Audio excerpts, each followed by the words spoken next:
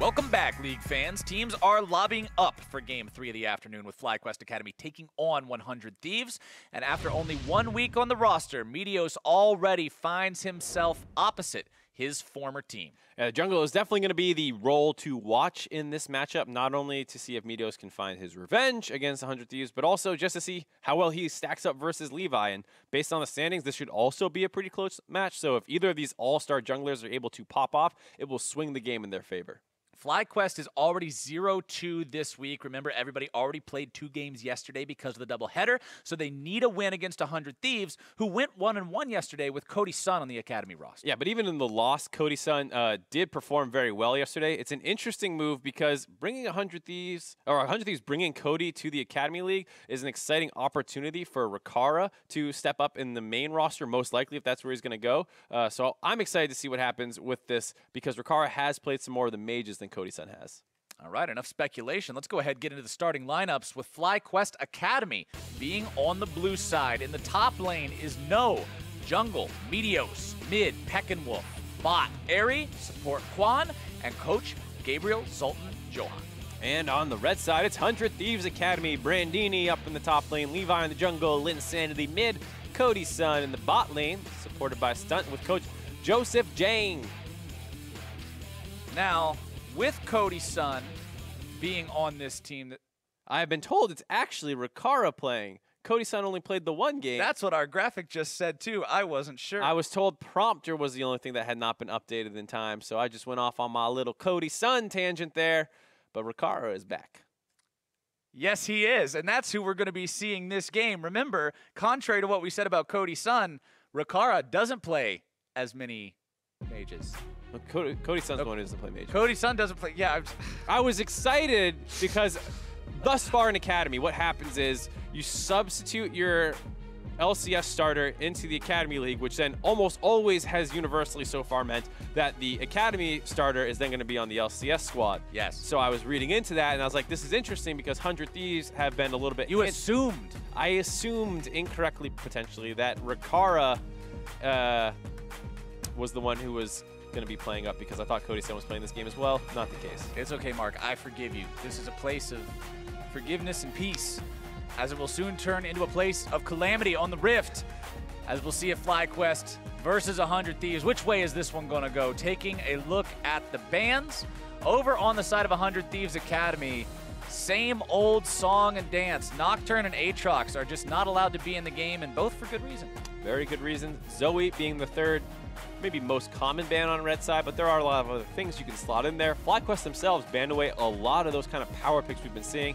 Talon and Zoe being smite mid laners who are very powerful, and Kindred, a lot of people thinking being one of the top junglers on this patch. Flyquest decide, all right, bans are over, Morgana got through, let's go ahead and pick that one up for ourselves. Yeah, very strong flex pick that can be played at the bot lane support or carry position, and people do flex that around a fair amount, and with Rikara playing, that means that he can play the Morgana. Exactly. Cody Sun, because Cody is all about those marksmen. All about the marksman. Vladimir locked in on the side of 100 Thieves. They're saying, all right, you want to play mages? Let's play some mages. That's what they're going to do this time around. It didn't work out so hot for Benji in the last game. We'll see if the Thieves can have more success piloting that one this time. Yeah, and to be fair to Benji, as terrible as the level 1 went, I think he was okay from then on. They definitely kind of got out-comped if the game was even, and that was very much felt, but that was not really his fault, I would say. Right. It's a game where, unfortunately, the plan did not go the way that you expected it to, but 100 Thieves still have a lot of experimentation room left for what they want to do with the rest of this composition, only having locked in those first 2 picks with the Vladimir and now the Shen. Yeah, the Shen pick, one that has seen a lot of popularity in the support position, even in the River Shen, walking as the roaming support that goes into Smite jungle. Yeah, it's a thing.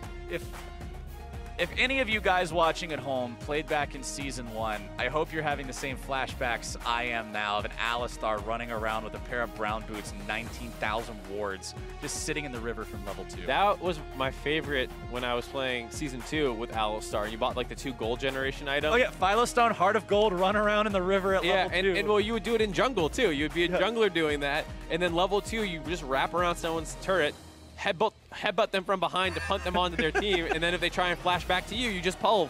It was the greatest, easiest ganks for a no-skill player like me. I loved it. It was the most brain dead thing imaginable. But don't worry about it.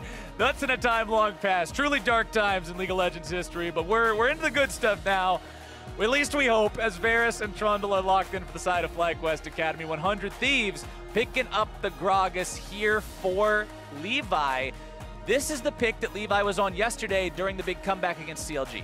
He's played it a couple times, and almost every single time it looks very, very good. And like you said, that comeback win versus CLG had a great Gragas ultimate to put members of CLG onto his own team when they were at Baron. Maybe they should have been at Baron anyways then, but a good job by Levi to capitalize on that mistake. And we'll have to see if he can do it again. Like this first ban coming out from the side of 100 Thieves Academy, they're saying, all right, no Mundo. This champion is a little bit too crazy, a little bit too hard to kill, so keep him off the Rift this time, as we're also going to see a Yasuo ban in this second round, this time coming out from Flight. And grabbing the Gragas is a little bit of a mix-up on what the meta has become. It's basically top lane has revolved around Dr. Mundo in recent weeks. What happens is blue side takes Dr. Mundo because it's so strong, and they eat the counter pick because if you don't do that, red side takes Mundo blind at the last rotation of the first phase, and then they ban out 2 counters, which is what we saw in the previous game. Now, they did get the GP, that didn't work out, but that's why you have to do something about the Mundo as blue side usually. This time around, neither team goes for the Mundo. 100 Thieves doesn't grab it.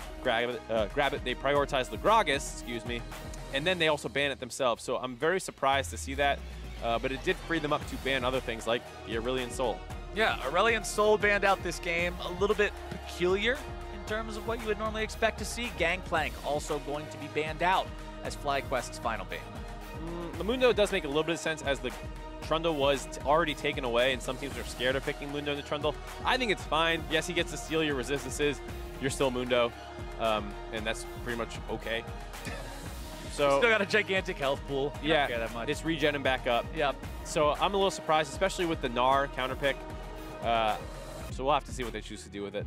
Orianna locked in for Flyquest Academy. We talked earlier on in the day when we already saw this pick about how it used to be evergreen. It used to be one of those just pick it, it won't be bad type of things that worked with everything, at least to a degree. We'll see Flyquest trying to make it work here. Yep, definitely once again has a bunch of small synergies it works with.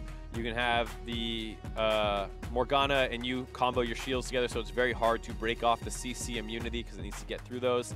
That works really well together. I mean, obviously, it just is a great item to, or excuse me, ultimate to combo as we see Jace into Gnar. Jace into Gnar, the battle of the lane bullies here in the top side. 100 Thieves Academy, you got one champ left to pick, and what is it going to be? Thinking about those mid laners, lots of options to go up against Orianna here. Really? Really? K4 hover. Oh, that's so much more boring. Yeah, I wanted to see Jarvan. I wanted to see Fled. the EQ combo just going in for the dunk. 100-0 full lethality. Yeah, I'm surprised to see the Lulu because it feels like, based off the most recent patches, Orianna is the supportive mid laner that you want to pick if you want to pick a supportive mid laner. So it kind of just feels a little outclassed here. And the rest of the team comps, pretty different from each other. Both kind of went for lane bullies, though I think a lot of people favor the Jace. His all-in potential on the mini-Gnar form is absolutely crazy, and if you can hit him with your E out of his own leap away, he doesn't get that bounce, he just gets knocked to the side, you can continue to all-in him. Canceling it is so strong. It's pretty unfortunate for the Gnar if that happens. And then the bot side, you have the Morgana, who has the black shield to stop the Shen taunts from coming in, but you're against a Vladimir who can sometimes burst that shield off pretty easily. That is one thing I think that is also sometimes forgotten about, or at least pushed to the side a bit when thinking about Morgana into these mages bottom as opposed to traditional marksmen. Black shield's really hard to pop for traditional marksmen because most of them don't do enough magic damage to actually break the darn thing. But for a mage, you're like, oh, okay, I'll just throw one random spell at it, and now it's gone. Yeah, and a lot of the best matchups into Morgana were things that could poke her and the shield off. Things like Nami with the easy W trading, or Zyra and these kinds of things. And now, like you said, oh, I took a physical damage dealing support. That's fine. My AD carry, who's now a mage, will deal with the black shield. My AD carry, who's actually an AP champion. Bot lane carry. We got to work on that. Yeah, I've been decent about it. I've tried. It's a hard change. See, this is where we get to use the Season 1 stuff we were talking about earlier as an excuse. We've been a part of this machine for so long that we've just adapted to it. We've been molded by it. It's almost kind of like the post-apocalyptic, you know? Oh man, we're getting heavy. The thing about it, like, Game season 1, before everything was structured, was like the caveman days, right? Like, everyone's just running around doing their own thing. You're drawing dinosaur pictures. Yeah, we don't know what's going on, right? Like, we're hanging out. We're like, yeah, let's roam a support and have 80 carries in the mid lane. That seems good. Yeah, you're a big old T-Rex in there. And then we enter, we get enlightened. The European scene brings over the standard bot lane. Season 2 is the Renaissance? Yeah. We go from caveman to the Renaissance? We skipped, if this was civilization, we skipped a lot of ages here, but bear with me, all right? Okay, so we go from caveman to the Renaissance. Yeah, straight up. And that's when everyone kind of understands the game, and you go through a couple, you know, you get to the space age and all that stuff. I guess that was lane swaps and things like that. That kind of showed up in season 4. If lane swaps are the space age, I want to stay the hell on Earth. Yeah, well, we went back to Earth. All right, the space program got canceled. Like, that's not we went back planet to standard lanes, and then season 8 is the post-apocalyptic wasteland where nothing makes sense anymore. All right, anything can go anywhere. Roles don't matter. You got bot lane, Vladimir Shen as a lane these days. We're all driving dune buggies around the desert, fighting over oil. Yeah, Mad Max. Yeah, just doing some straight up, right out of Mad Max. We'll see how mad this game gets as the first Scuttle Crab in the bottom side there will be picked up by Levi, who goes blue into Gromp into that one. Pretty easy start there at the beginning as he moves in to steal away his opponent's chickens, but they will have vision on him thanks to that early war. Yep, both teams able to spot out what the other junglers are doing, so even though it is on the other side of the map, it is a very safe play to go for. As in the early phases, the Lulu should be just fine at contesting Orianna early on. See Peckinwolf throwing some damage out onto Linsanity right now. Corrupting Potion start for Linsanity compared to the Doran's Ring on the side of Peckinwolf. Already 2 charges used for that Lulu though. Peckinwolf still with both potions ready to go. He's not really feeling much pressure at all right now from this Lulu. Is speaking of pressure, No's got control over the top lane right now. Anytime Brandini tries to step up, he's just going to eat those auto attacks. It's definitely a tough laning phase for the Gnar, and it gets harder kind of as it goes on. No will control the lane. He'll be able to get these waves up, and you see as he hits mini Gnar form, the Trundle makes his way up here, and you are under constant dive threat anytime that you are in mini form underneath your turret. Even though the Trundle is not typically seen as a great champion for executing dives, it works just fine against Gnar, whose main form of disengage you can interrupt him very easily out of with the pillar. Ares also such a darn good keystone on Jace. Just watching every single time you land one of those auto attacks, the extra damage coming through, making the poke that much more consistent and deadly. As Levi knows how this Gnar matchup can go with getting dove, he's thinking exactly what you were thinking, Mark. I gotta be hanging around just in case they try to make a dive onto my top laner. Can't afford to let Brandini fall further behind. Right, and that first kind of split map thing that we saw initially is fine for Flyquest. It wasn't too big of a deal, or excuse me, for 100 Thieves, because Flyquest had Meteos in the top side for the whole first 3 minutes of the game, and Brandini was doing a good job respecting that. From now on, though, Levi's going to need to make sure he's hovering around the top side. You can't keep getting into split map jungle farming situations, because that will heavily, heavily favor the Jace in that matchup. Does still have a farm lead in the top side for now. Like you mentioned, it'll probably only get worse as time goes on if those two are left to their own devices. I want to see specifically what Levi gets into onto the Gragas, because we know Gragas can have effective ganks pre-6. We also know that post-6 the ganks become pretty crazy. And we know Levi. I remember first seeing Levi on Gigabyte Marines. It's like he lost the ability to damage anything that wasn't a player as soon as he hit level 3. As soon as he unlocked that third ability, he had to PvP. There was just something in his body telling him, no more creeps, no more minions, go after the enemy players. And I want to see if he can get involved early in this game. So far, not quite doing it. Bot lane does have some setup. Mid lane doesn't really have that much setup. As hold on, stun! Okay, who needs setup when you've got an arrow like that? Airy makes the first kill come through for Flyquest. Just too far forward there, gets punished early on. Now Levi's in trouble. He was going for an invade. The Smite not actually able to get the kill. Goes back for it. Oh, he even loses his chickens. It's a full-on disaster for the 100 Thieves jungler who goes over the wall only to be found out by Meteos, who wants to chase this one down. Flashing forward, only to be denied by the wild growth as 100 Thieves baits out the summoner spell from their enemy jungler. Baits out the summoner spell out of Rakara as well, who ends up TPing to the mid lane. These guys make his way back down there as Aries going to try and cut him off a little bit. And that looked like a disaster for Levi that somehow ends up working out in their favor, but it does cost Linsanity his ultimate. Neither jungler has the flash now. A nice taunt flash from Stunt means they're able to pick that kill up onto Meteos. That's all they were doing earlier mid, Mark. It wasn't Meteos. It wasn't all about getting the kill. It was about just making sure they got the flash. Yeah, now Brandini wants to get involved, trying to finish No off. Saying, all right, I've put up with this lane long enough. I'm going after this guy, flashing forward into the boomerang, and Brandini's got him in the solo kill. Really nice play by Brandini. Usually a very, very tough laning phase. Is able to chunk him out, and then with all the skirmishing that's going on in the river right next to him, No will have no support, so he can go as aggro as he wants. Gets the chain CC combo down onto him, and gets the kill, which is pretty disastrous for a Jace who almost always wants to be ahead in his laning phases. And this is the first play. Meteos knows he's there, but has no idea that Stunt is roaming. Feels like there's no communication on it, no wards to spot this out, so it's a very easy turn and kill. Kind of unfortunate for Meteos, as there's no way to know that Shen is off the map right now. Very hard spot to be in. Let's take another look at how No gets caught out here. Kaboom. Yep, just a hopped onto him, gets stunned in the wall, kind of max range almost, and then both of them have their flash up. So he pretty much knows he's dead to rights there. And Brandini finishes him off with a boomerang. Very nice play, and pretty huge for Anar to get a solo kill onto the Jace. He should be feeling plenty good about that one. Got the ninja tabbies built already. Wanted to make sure he rushed that to have the extra mobility as well as the defense against the constant auto attack harass that will be coming out from No. Now working towards that black cleaver that we like almost always see the Gnar going for. Yeah, and it's especially nice to get that extra HP early on. Would not mind just seeing the frozen mallet first, which you sometimes see Gnars do in certain matchups. I think Ruby Crystal Longsword, my brain just immediately goes to Phage. Yep, Phage.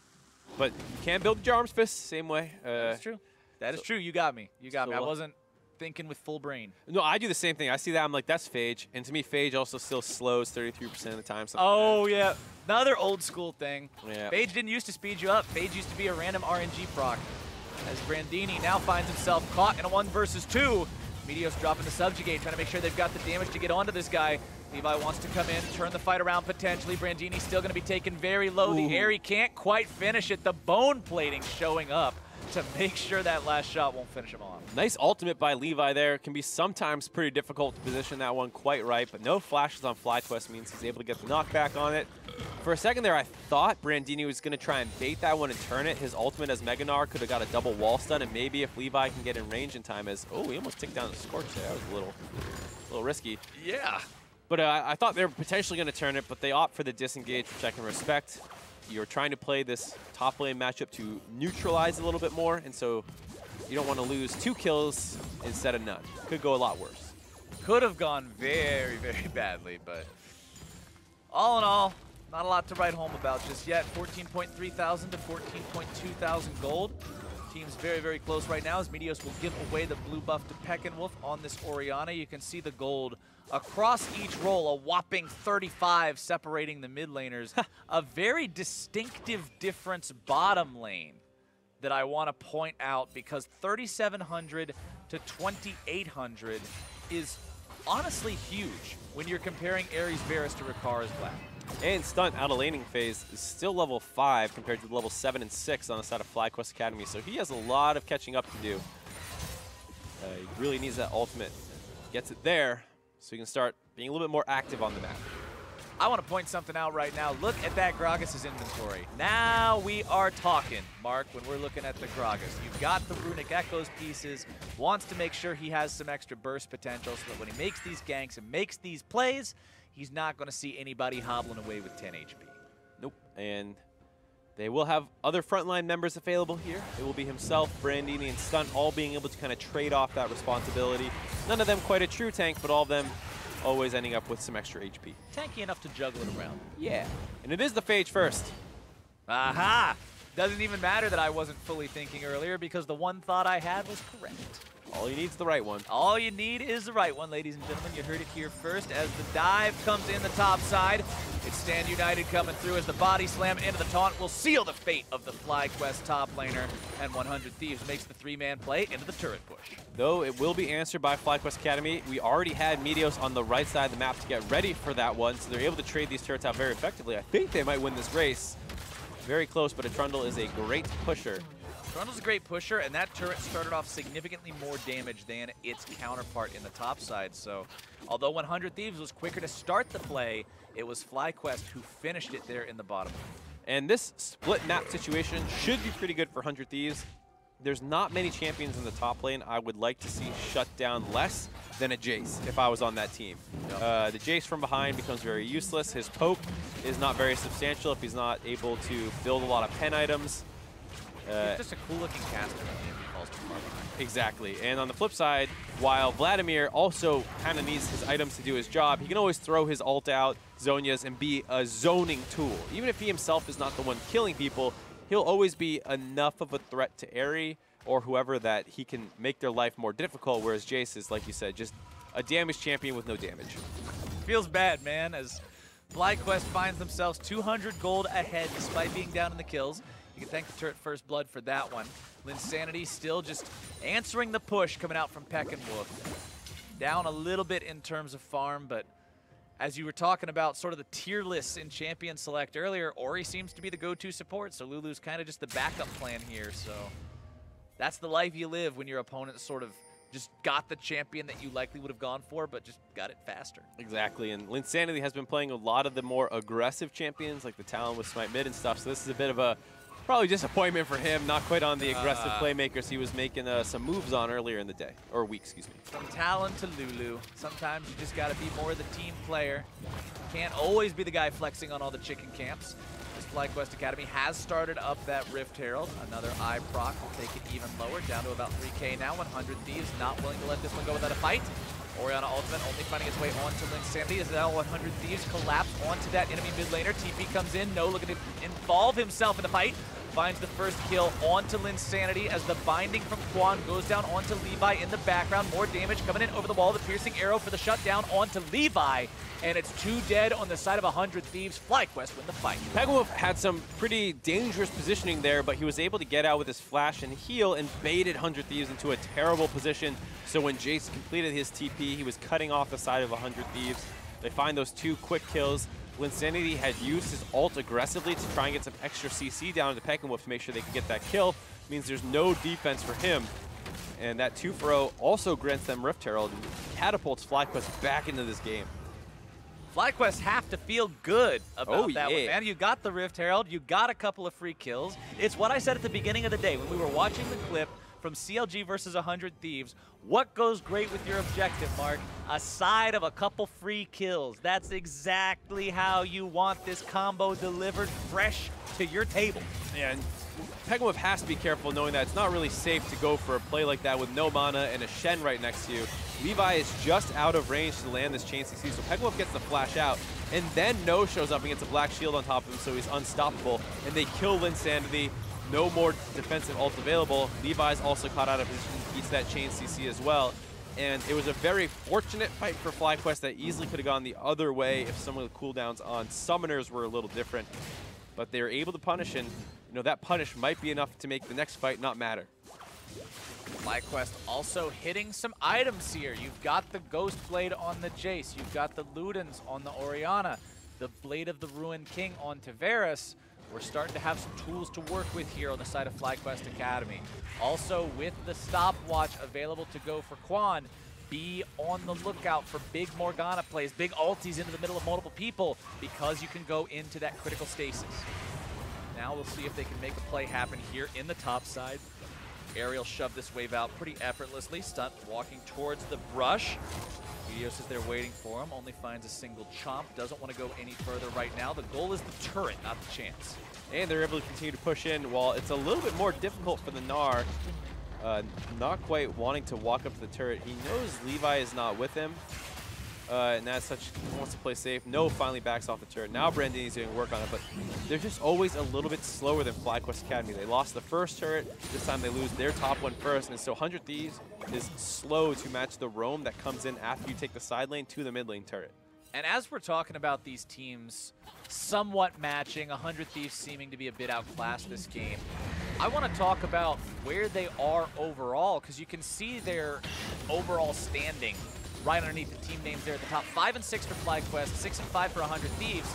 Those score lines put you in the middle of the pack. And on the back half of the split, you need to make sure you're winning every game you can possibly win to make your way into playoffs. This game could be pretty big for either one of these teams, as Flyquest brings out Shelly in the mid lane, does manage to get the turret very low, however, can't quite find those extra couple of shots to take it down. They do have a very good 5-man siege comp, but it's a little early in the game to start executing on that. They have a Jace, an Ori, and a Varus who can all do a good job poking out on the enemy members, but I'm not sure they want to risk it at this point. Brandini's building up his rage, starting to flank around the side. They have to be a little careful walking up to try and greet out those last couple of hits on that turret. Looks like they don't want to. For now, yeah. They don't want to risk anything really goofy. They're saying, all right, we know they've got Vlad and Shin and Gragas and Gnar and all this stuff that can be really nasty if we fight them in between a wall and some turret rubble. So let's not do it. Yeah. Let's not put ourselves in that spot. That's a good decision. I like that decision. I support that. I'd make that decision, Mark. I wouldn't. It's the right decision. That's how I know I wouldn't make it. That's why you wouldn't make it. Yeah. I make a lot of wrong decisions.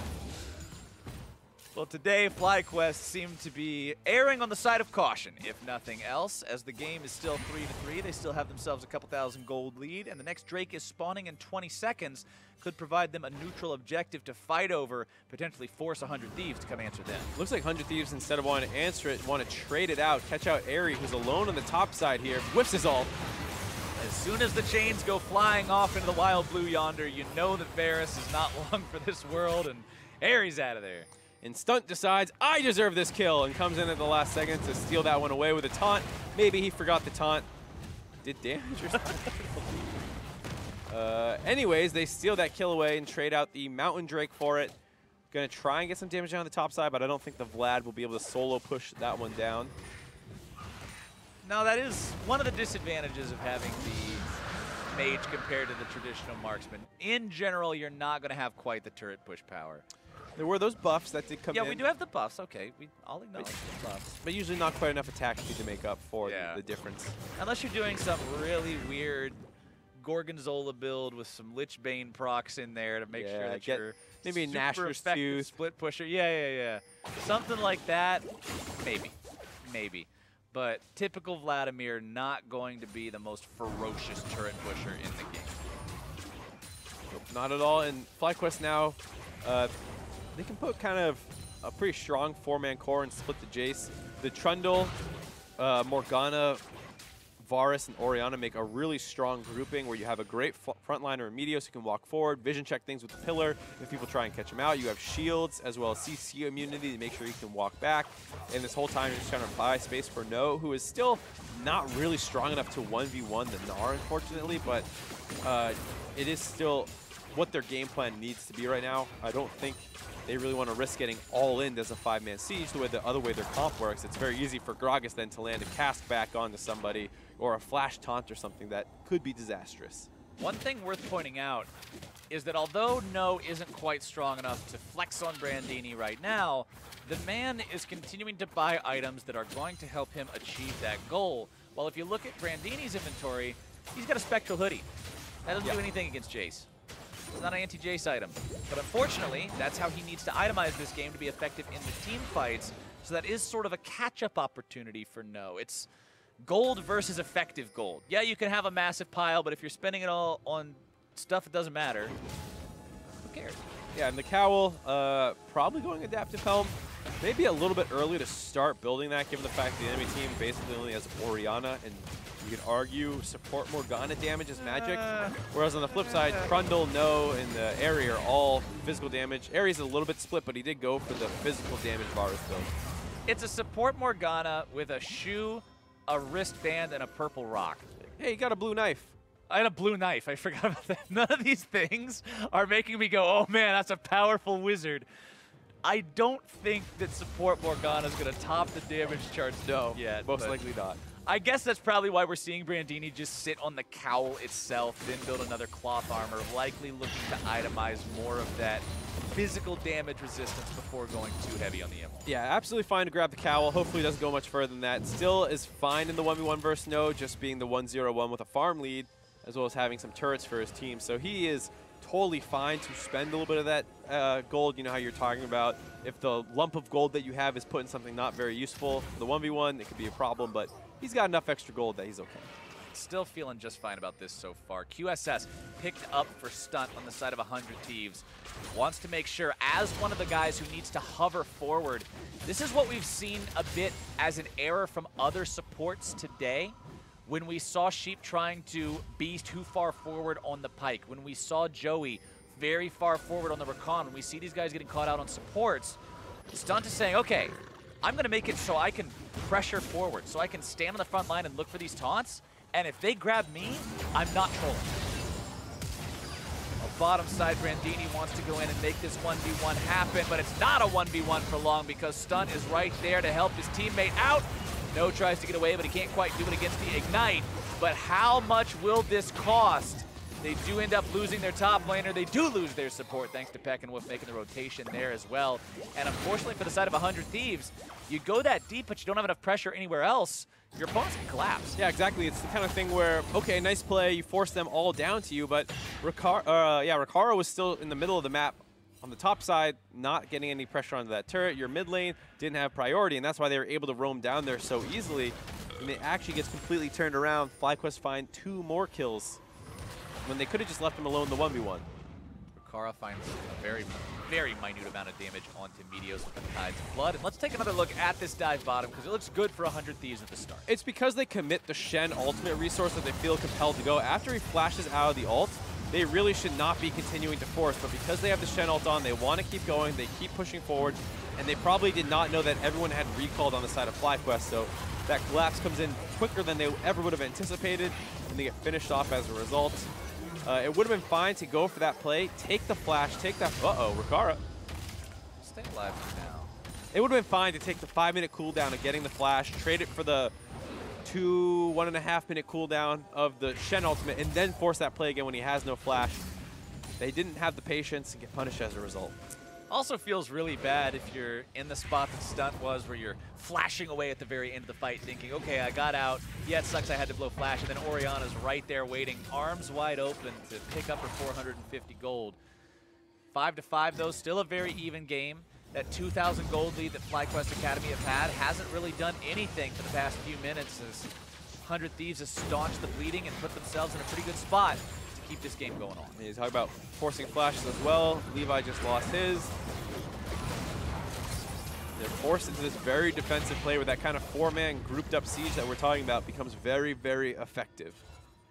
Effective enough to take down the tier 1 turret on the side of 100 Thieves, brings Flyquest up to a 3 turret count total. That's the final in that outer ring of structures that they have destroyed.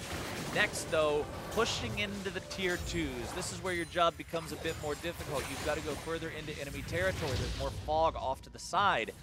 Makes it so you've got to invest more in making sure these efforts are coordinated so you don't put yourself in a spot your opponents can punish. 100 Thieves seeing the opportunity now to go for this cloud. Yeah, they saw multiple members of Flyquest Academy recalling after taking that mid lane turret, so they want to take advantage of the brief tempo that they have. They grab the Cloud Drake, they drop a bunch of wards in the topside river to snip out any Baron attempts that are coming. Ricaro pushes the top wave and backs out, so a good answer by 100 Thieves. I'm sure they would have loved to have been able to protect their turret instead, but yeah, still a good reaction to losing their turret. Flyquest knows that Baron is live 25 minutes into the game. They'll just look to clear out some vision around this area, control the river. If nothing else, this pressures your opponents and keeps them nervous. There's always the possibility they could be in there. They could be making something happen with that big objective. So that's some question marks that are now going to be above the heads of 100 Thieves, as they are all forced onto their own side of the map. You can see Flyquest taking advantage of the fact that they have downed all 3 of those outer turrets, pushing up into enemy territory, putting down more vision, claiming more of the map. Slowly pushing forward. And in the meantime, Noah's on that island doing his best to try and defend it. But I really like the Flyquest 4-man comp that can kind of just run around, and it's very hard for 100 Thieves to contest what they want to do. As he goes for a solo kill in the mid lane, Peckinwolf a little over-eager there as Linsanity didn't even have to ult himself. Ori Shockwave expended. Fortunately for the side of Flyquest, it doesn't have a very long cooldown. Nope, it's already a quarter up. It just makes it a little hard to force on the Baron right here or bait it like they were hoping to. It's very important to land a chain CC combo where you can land the Varus ult or the Morgana binding and then yoink them back with the Orianna ult, and that threat just isn't there once you drop it in the mid lane. Flyquest still want to keep hanging around this Baron, though. Still thinking about maybe doing even more with it. They will start it up as Quan lays down vision in the enemy jungle. Wants to try to continue zoning 100 Thieves away. Thieves have 4 members here. Everybody but Brandini ready to move in and try to stop this if they have to. Baron down to just under half HP as Flyquest disengage. And they disengage, which is great for 100 Thieves, who have Brandini pressuring down the bot side, slowly chipping away on that turret. Not quite the form he wants to be in for that. No. Unfortunately, the melee range headbutts aren't quite as effective as tossing the little Gnar projectiles into it. Which is a little backwards to think about, right? Like, you think someone ramming their giant head into a structure would be better than a boomerang. Yeah, if my head was as big as a truck engine and I rammed it into a brick wall, it'd probably be better than just throwing stuff at the wall. Yeah, I would agree. In general. But we're not here for the immersion. We're here for the plays, and right now it's Flyquest trying to make the play onto Brandini, who uses the Mega Gnar to throw Meteos backwards, continues to try to slow No down, and he'll walk away. A little bit scary there for Brandini, who did get his jump interrupted. Now Ricaro wants to go into Aerie, flashes over the ult. Aerie, this is the second time he is dead in that same spot this game. It's very tough for a Varus in a side lane. He wanted to walk up just a little bit, and out of nowhere, Ricaro pops the ghost, flashes on top of him with a Shen getting teleported. There's not much Aerie can do. It's probably better to not even try and answer that side lane wave until it actually reaches your turret, because once you're in that long lane, it's just way too easy for the Vladimir to chase you down. Much better option in the 1-3-1. And it felt like Flyquest had a temporary lapse in decision-making as they went for that initial play on the Brandini. Not everyone was fully aware of the situation. And as much as we meme on Marksman Vlads and how it seems like a lot of these traditional bottom lane players don't fully have comprehension of the champion, that right there is what I want to see. Recognizing, hey, I can kill this guy right now with all of the things that I have in my inventory. Pop the Spellbinder, pop the Predator, just go in there, unleash the full combo, explode the guy. That's the kind of knowledge of your champion, the knowledge of your own power spikes that I want to see. Right, and they weren't able to actually convert it into any objectives, but that mentality is exactly the right thing to go for. They committed a lot of resources down the bot side. I want to make a play on the top side. Ours works, yours doesn't, and it helps negate this lead that it feels like 100 Thieves were slowly losing out on, but Flyquest looked eager to do something about that.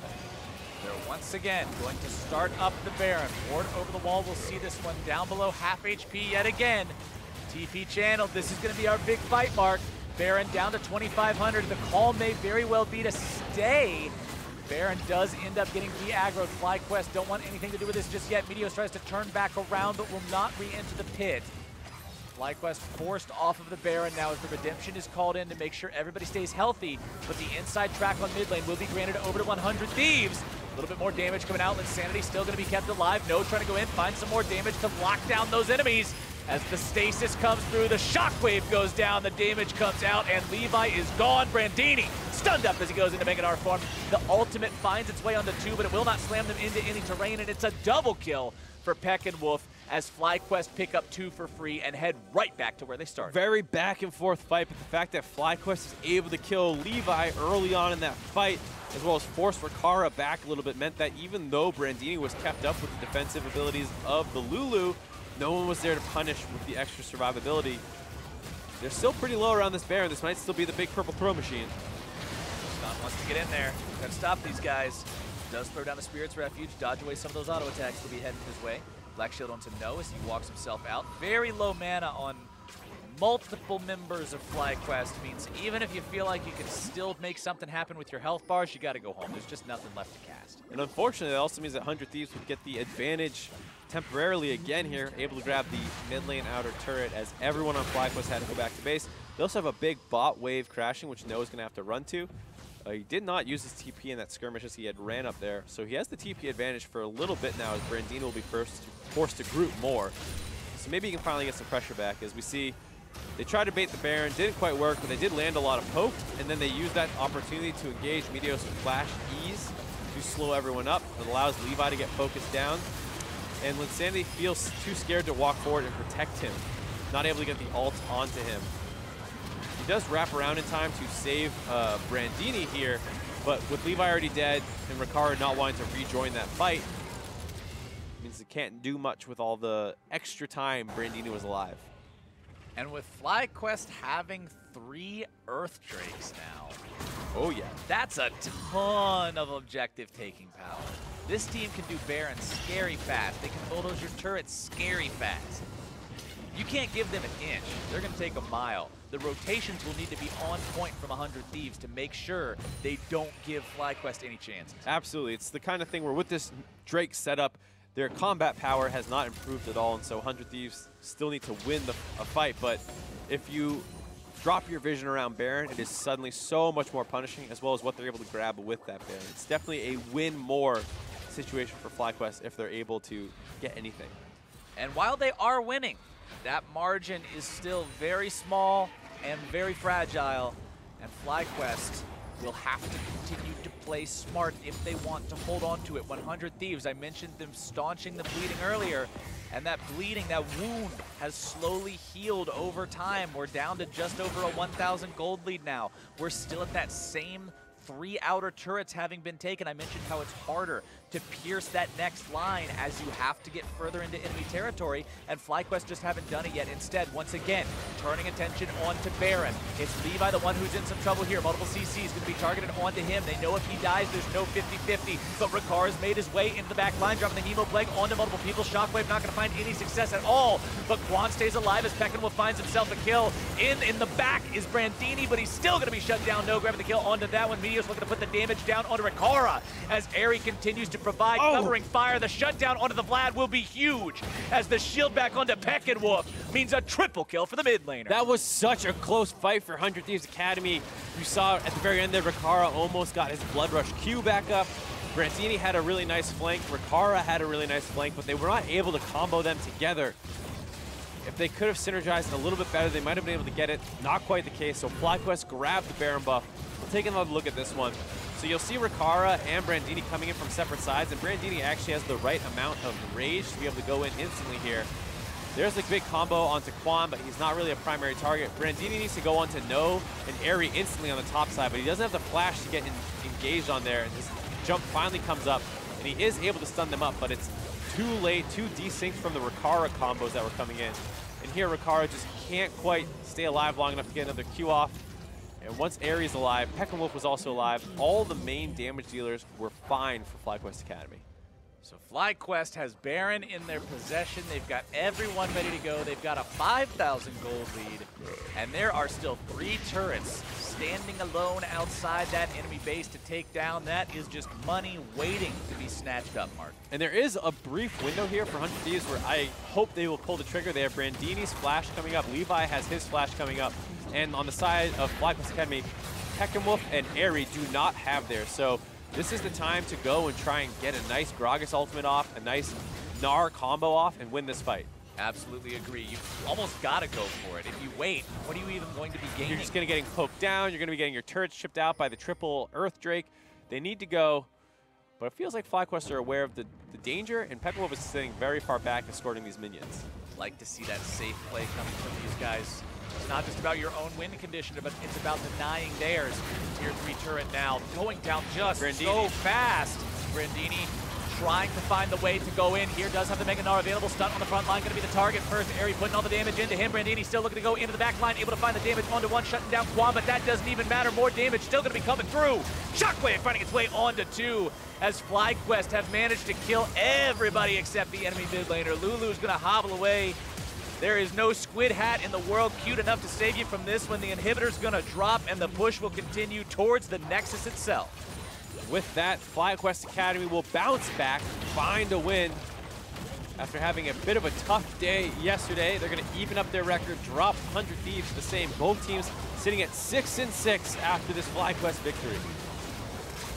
And I mentioned playoff contention. I mentioned the fact that we're in the back half of the split, and when you're up against a team that's close to you, especially when you're in the middle of the pack and one of you could be going and one of you could be not, every single one of these games counts.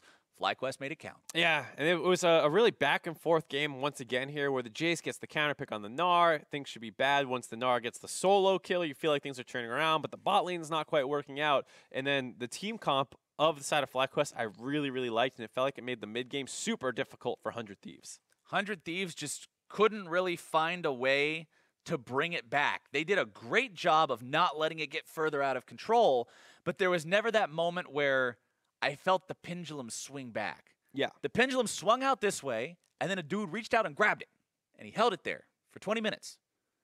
And then it just kept swinging this way. He threw it again. Kept throwing it the same way that it was already going. Yeah, it was one of those things where, you know, the Gnar is split pushing. You're like, oh, maybe you can get a really nice TP flank off and get this big ult. And they have the Vladimir to combo with it and the Gragas to start things out. They had all the tools to make that comeback. They just never actually synergized together. And the side of FlyQuest kind of just ground them out until they finally started being able to put those Mountain Drakes to use. And those Mountain Drakes found their way into that use around 30 minutes. The fight at Baron, 32-30, actually a 5-for-2 play that lets FlyQuest finally take that big lead. And you see all the tools that they have, right? Ricara's coming flying in from the top side. He's going to hop onto the back line there. Brandini's also coming in, but he doesn't have a flash to go for the very explosive flash Gnar ult, and as a result, he gets disengaged a little bit, caught around. His jump finally comes up, but Ares already out of there. They're starting to melt down the side of 100 Thieves, and so by the time Ricara's second rotation of spells come up, not enough had been done with him. I thought he played this fight very well, but the synergy was just slightly off for their team. I like the patience from FlyQuest, and remember, this is the team that, this is our first year of Academy itself, of having this whole franchise system, and with that, FlyQuest were the first Academy champions in spring. Yep. This team's now sitting in the middle of the pack, showcasing that kind of patience, showcasing the ability to finish that out cleanly around one well-executed fight is what you want to see from a team if they want to potentially look for that title again. And it's very important for them, too, because so much of their storyline in spring, despite being champions, was, well, Keen and Shrimp look really good. And they're kind of leading the team, and the University of Toronto players were doing a good job backing them up, but they weren't really the focus. Now JJ's on the main roster. Ari and No are trying to do more. He was on the Jace this game, had a tough game, but did a good job not losing more once things kind of slipped away from him. But it does still feel like the team has a lot to prove. Well, they proved that they were worthy of the victory here today. There's more league action coming up after the break. Game 4 is next and features a battle between Optic Gaming and Echo Fox Academy. Don't you go anywhere again. Hands off that browser. Did you double finger gun? Yeah. Top lane does have some setup. Mid lane doesn't really have that much setup. Hold on, stun! Okay, who needs setup when you've got an arrow like that? But it's not a 1v1 for long because Stun is right there to help his teammate out. No tries to get away, but he can't quite do it against the Ignite. But how much will this cost? But Quan stays alive as Peckinwell finds himself a kill. In the back is Brandini, but he's still going to be shut down. No grabbing the kill onto that one. Meteor's looking to put the damage down onto Riccara. Brandini's still looking to go into the back line, able to find the damage onto one, shutting down Quan, but that doesn't even matter. More damage still going to be coming through. Shockwave finding its way onto 2 as FlyQuest have managed to kill everybody except the enemy mid laner.